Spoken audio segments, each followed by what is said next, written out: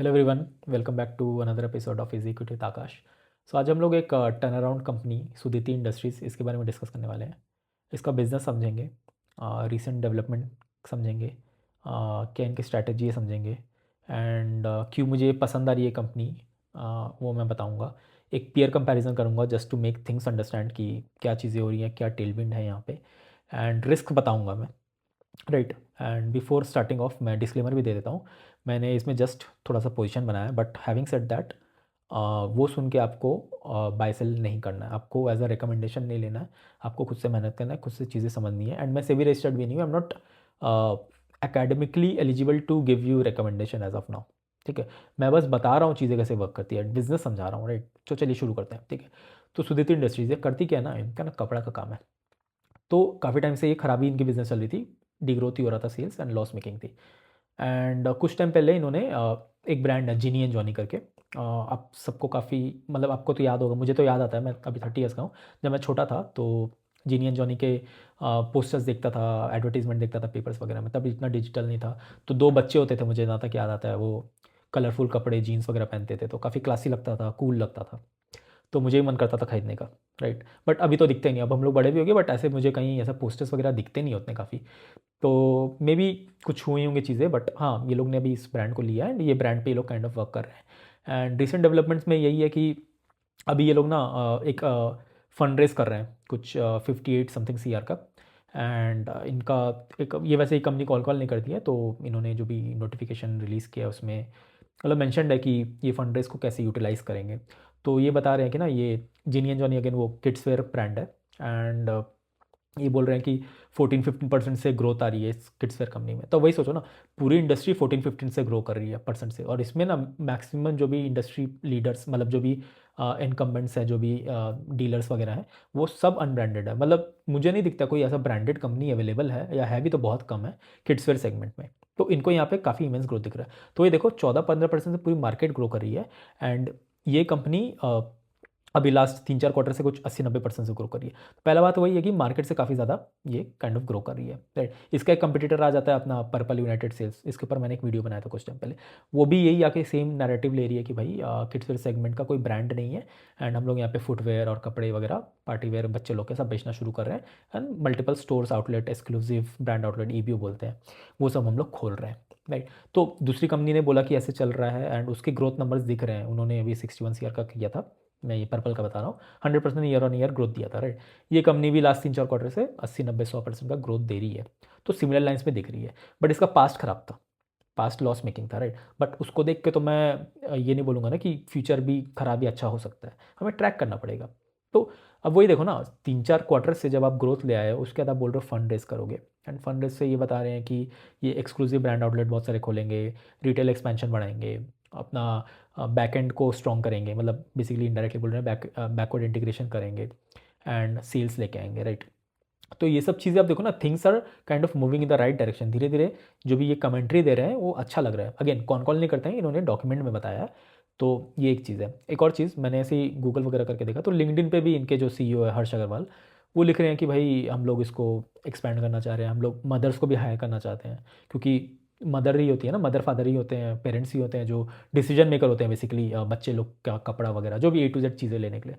तो ये मुझे एक चीज़ लग रहा है कि हाँ, मतलब काइंड ऑफ ये लोग जो भी स्टोरी नैरेटिव लेके आ रहे हैं, जो भी चीज़ें होने वाली है अच्छी होंगी। That's what I am wishing for, that's what I am expecting. But जो बोलते हैं वैसा ज़रूरी नहीं है हो जाए, हो सकता है कि उससे ज़्यादा अच्छा हो या ख़राब भी हो जाए।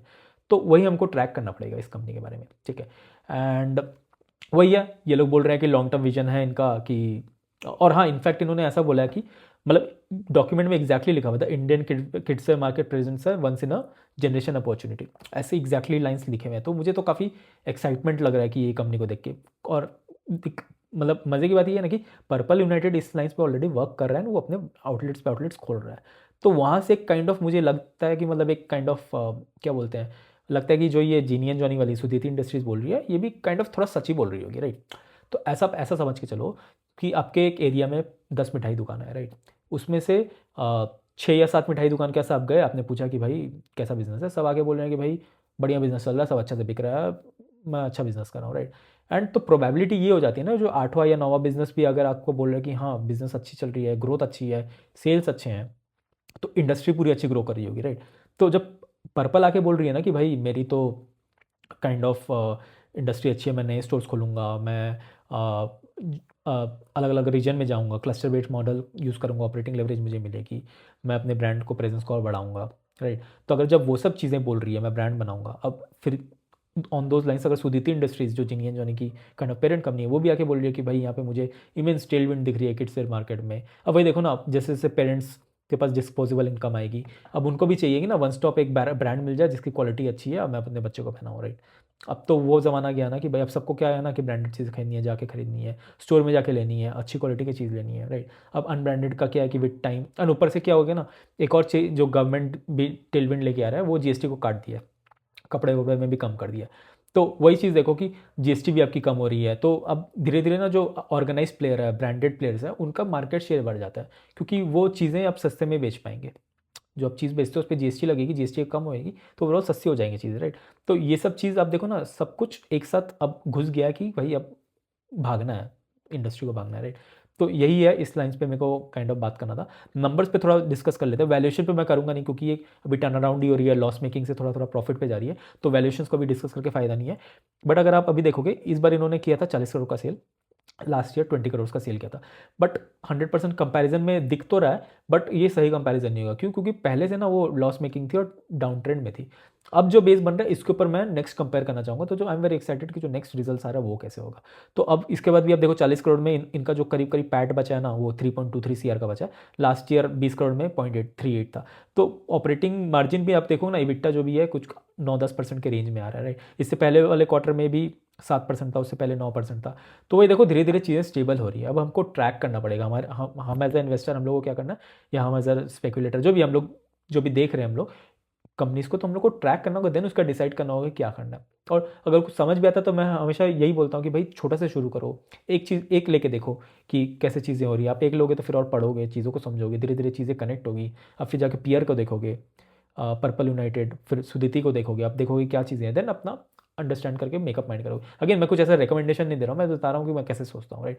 अब एक और चीज़ भी है कि आप बोलोगे कि भाई पर्पल यूनाइटेड तो 100% से ग्रो करी है, वो लॉस मेकिंग नहीं है, एंड ये तो भाई लॉस मेकिंग थी, अभी प्रॉफिट हो रही है, एंड ये मे भी 90% ग्रो करी, तो पर्पल तो ज़्यादा फास्ट हो गया। बट वैसे नहीं होता। मैं क्या करूँगा ना, लेट्स से मेरे पास सिर्फ 2 ही कंपनी अवेलेबल है, या जो भी लेके चलो, मेरे पास इतने पैसे अवेलेबल है और मेरे को किड्स वाले ब्रांड में ही डालनी, तो मैं क्या करूँगा ना, पर्पल में ज़्यादा डालने की कोशिश करूँगा। ये मैं अपना बता रहा हूँ मैं कैसे करूँगा। और सुदिति में हो सकता है मैं छोटा सा डाल के शुरू करूँ और देखूँ कि क्या चीज़ें चल रही है, राइट। एंड जैसे जैसे इनका परफॉर्मेंस आता रहेगा, मैं ऊपर नीचे इनका स्ट्रैटेजी एलोकेशन चेंज करते रहूँगा। That's how I would be playing with this company. हाँ, डिस्क्लोजर अगेन, मैं तो अभी थोड़ा सा पोजीशन बना, मैं ट्रैक करूँगा, देन डिसाइड करूँगा नेक्स्ट क्या करना है। तो बाकी आप लोग बताओ, आप लोगों को क्या लगता है, कुछ समझ आ रहा है, नहीं आ रहा है, कुछ डिसएग्री हो रहा है तो उसको भी बताओ, मेरा भी नॉलेज बढ़े। And yeah I keep it till here and I see in the next video. Thank you so much.